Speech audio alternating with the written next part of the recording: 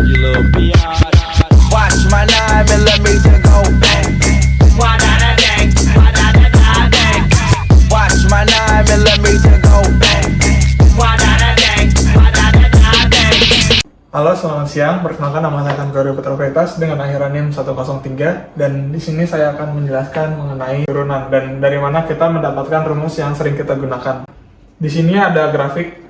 Grafik ini berisi suatu fungsi dan ada tali busur yang memotongnya. Dan kita di sini ingin mencari terlebih dahulu gradiennya. Dapat dilihat di sini di bagian sumbu X. Ini adalah titik X, di mana tali busur pertama kali berpotongan dengan fungsi. Dan di sini ada titik X plus H karena X ini bergeser sejauh H, di mana titik tali busur dan fungsi ini beririsan lagi di garis berikutnya. Dan kemudian di sumbu Y di sini ada fungsi untuk X dan ada fungsi untuk X plus H. Nah, di sini dapat terlihat ada sebuah bentuk segitiga yang bisa kita lihat di sini. Untuk mencari gradien, rumusnya adalah Fx plus H dari sini, dari sumbu Y-nya yang berdiri di sini, dan dikurang dengan Fx yang di bawahnya. Jadi panjang akhirnya dikurangin dengan panjang awalnya. Dan juga untuk di bagian X-nya atau di bagian yang mendatar,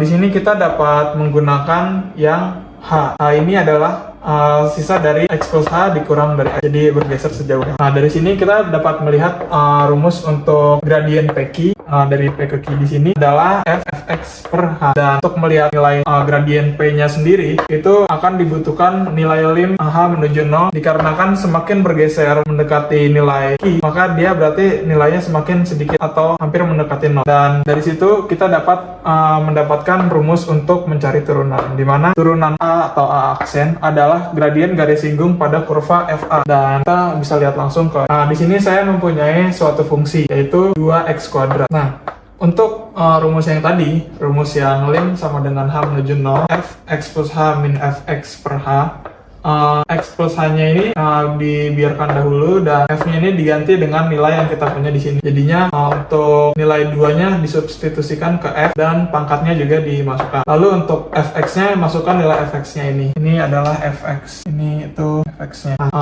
Untuk H-nya tetap. Lalu kita masukkan, kita pangkatkan. Jadinya 2 dikali X kuadrat plus 2XH plus H kuadrat, pemangkatan biasa. Dan untuk 2X-nya tetap dibiarkan. Lalu ini dibuka kurung, dikali masuk angka 2-nya, jadinya 2x kuadrat ditambah 4xh ditambah 2h kuadrat, dimana 2x kuadrat dan min 2x kuadrat bisa saling menghabiskan, lalu tetap dibagi h, dan kita akan mendapatkan sisa 4xh ditambah 2h kuadrat dibagi oleh h, dan kita bisa keluarkan h-nya, dan saat dikeluarkan h-nya bisa saling menghabiskan sisa 4x tambah 2h. Nah, untuk menghabiskan h-nya ini kita dapat menggunakan yang limnya ini h menuju 0, disubstitusikan 0-nya, dan kita dapatkan 4x. Nah, dari sifat inilah maka kita mendapatkan rumus yang sering kita gunakan, yaitu x kuadrat sama dengan 2x, ini nggak ada depannya, jadi xn sama dengan nxn min 1, dan ini adalah rumus yang sering kita gunakan untuk mencari turunan secara cepat. Namun asal muasal rumusnya adalah dari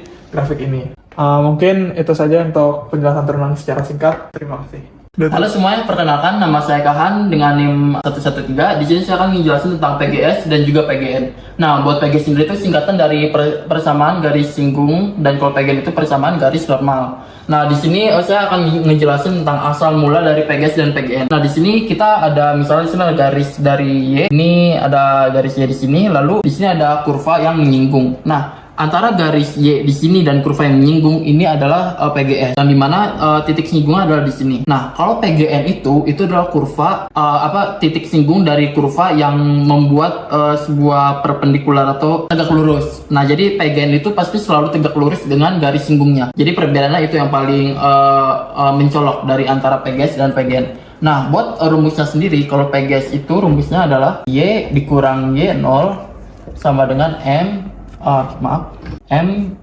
X dikurang X0. Ini adalah rumus dari PGS. Nah, sedangkan kalau rumus dari PGN, sebenarnya rumusnya itu sama, itu Y kurang Y0 sama dengan, tapi kalau misalnya di PGN itu rumusnya yang di gradiennya itu yang awalnya kan dia kan cuma M doang, Tapi kalau di PGN itu dia ada super M minus. Lalu sama juga di sini X kurang X0. Nah, ini adalah rumusnya untuk PGS dan PGN. Nah, untuk nyari gradiennya ini gimana sih? Nah, kalau nyari gradien itu rumusnya gradien Y sama dengan MX plus N. Nah, yang dimana untuk Y-nya sendiri, pas Y-nya ini pasti dari titik yang di sini ya, X dan Y, X-nya juga dari sini. Nah, untuk gradien itu yang bakal dicari yang di sini. Oke, di sini ada contoh soalnya. Di sini ada variabel fx-nya itu diketahui nilainya segini dan mereka bersinggung di titik 2,6. Nah, kita disuruh cari PGS dan PGN-nya. Nah, buat nyari PGN itu kita harus mencari tahu nilai gradien dari PGS sendiri. Jadi tentu saja kita harus mengerjakan PGS terlebih dahulu. Nah, buat mengerjakannya itu pertama-tama kita harus mencari nilai turunan dari si fx ini. Nah, buat mencari tahu nilai turunan itu seperti yang udah dijelasin sama teman saya sebelumnya. Cuman di sini saya akan menjelaskan lebih simpel saja. Jadi di sini kan ada pangkat 3-nya nih. Pangkat 3 ini dikali dengan variabel depannya karena ini 1 berarti 3 kali 1. Sini 3, lalu dikali dengan pangkat ini dikurang 1. Jadi 3 dikurang 1 2. Lalu di sini sama halnya yang sebelumnya, ini pangkatnya dikali dengan koefisiennya itu 4. Lalu ini dikurang 1 berarti 1. Nah, untuk yang 2 ini dia nggak ada karena dia nggak ada variabelnya. Dia kosong, jadi nilainya 0. Nah, udah diketahui nih kita turunannya. Selanjutnya kita masukkan nilai X-nya. Nah, di sini kan di titiknya ini kan ada X dan Y. Nah, nilai X-nya ini yang sama dengan 2 kita masukkan ke dalam turunannya yang di sini. Oke, di sini kita lanjutkan saja 3. Kita masukkan substitusi 2, pangkat 2 dikurang 4, 2. Nah, lalu ini kita hitung biasa, ini berarti 3 dikali 4 itu 12 dikurang sama 8. Nah, berarti ini kita dapat untuk nilai fx1-nya atau gradien itu adalah senilai 4. Ini adalah gradien. Oke, di sini kan kita udah ketemu nih gradiennya untuk M1 itu nilai 4. Lalu kita bisa langsung masukkan nilainya ini ke dalam PGS. Nah, rumus PGS kan tadi yang di atas itu Y dikurang Y0 sama dengan M kali dengan X kurang X0. Nah, ini kita tinggal masukkan saja tadi gradien 4. Untuk Y0 itu kita berasal dari sini, Y-nya 6, X-nya 2. Berarti Y kurang 6 sama dengan 4 kurang tadi X-nya itu adalah 2. Oke, ini selanjutnya kita hitung matematika biasa. Berarti di sini Y kurang 6 sama dengan 4X minus 8. Nah, ini nilai 6-nya kita pindahkan, berarti 4X minus 8 plus 6. Berarti Y sama dengan sama 4X minus 2. Ini adalah PGS-nya. Nah, selanjutnya kita bisa langsung mencari untuk nilai dari PGN-nya. Untuk nilai PGN-nya kita pakai rumus yang ada di sini juga. Itu ada sama juga rumusnya. Nah, ini kita tinggal masukkan saja substitusi sama kayak di rumus PGS ini. Ini Y kurang untuk Y0 itu berarti di sini 6 kurang minus 1 per M yang tadi di sini ada 4 X dikurang untuk X0 itu tadi di sini ada 2. Ini kita hitung kayak biasa juga. Y kurang 6 ini berarti ini kita perkalian selang-seling perkalian ini berarti 4X dikurang sama 1/4 dikali sama 2. Ini bisa kita langsung masukkan 1/2. Ini 4 sama 2 dicoret jadi 1/2. Lalu di sini kita bisa pindah ruaskan langsung untuk nilai 6-nya ke ruas kanan, berarti min 1/4X tambah 1/2 plus 6.